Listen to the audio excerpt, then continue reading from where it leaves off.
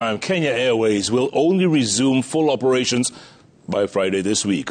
Although the pilots have called off their strike and indicated their readiness to work, the return to work for 132 pilots who had called in sick during the disruption period will be subject to approvals and clearance by their doctors.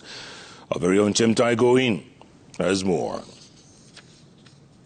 Although the Employment and Labour Relations Court ended the 4-day pilot strike that had grounded Kenya Airways flights, not all the flights are back in the skies, with the airline only operating partially for the better part of the day. The airline says normal flight operations will only resume from Friday.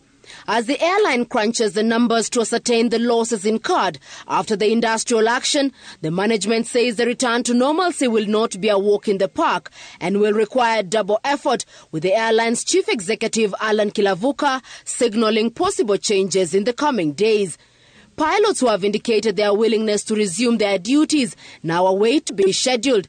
This is, however, complicated by the fact that more than 130 pilots who had joined the strike had used illness as a reason for their failure to report to work, thereby invoking the fit-to-fly protocol requirement to clear the affected pilots back to the skies.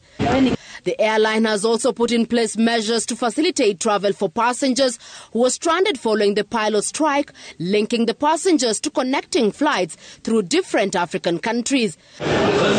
This schedule showing that Kenya Airways was still in the air, transporting passengers to Addis Ababa, Dar es Salaam, Entebbe, Johannesburg and Harare in Zimbabwe.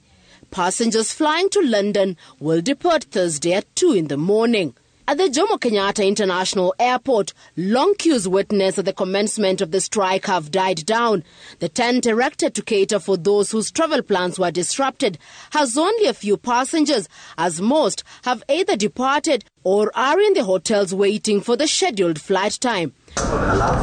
The airline, which was on the path to recovery, having suffered greatly from the effects of the travel bans occasioned by the COVID-19 pandemic, is also set to prioritize cargo flights and especially those ferrying fresh produce and pharmaceuticals to cut down on the losses incurred, not just the national carrier, but also the affected suppliers and consumers. Though the national carrier has been operating aircrafts on specific routes, the return to normalcy is expected to aid the beleaguered airline deal with the inconvenience and losses occasioned by the pilot strike.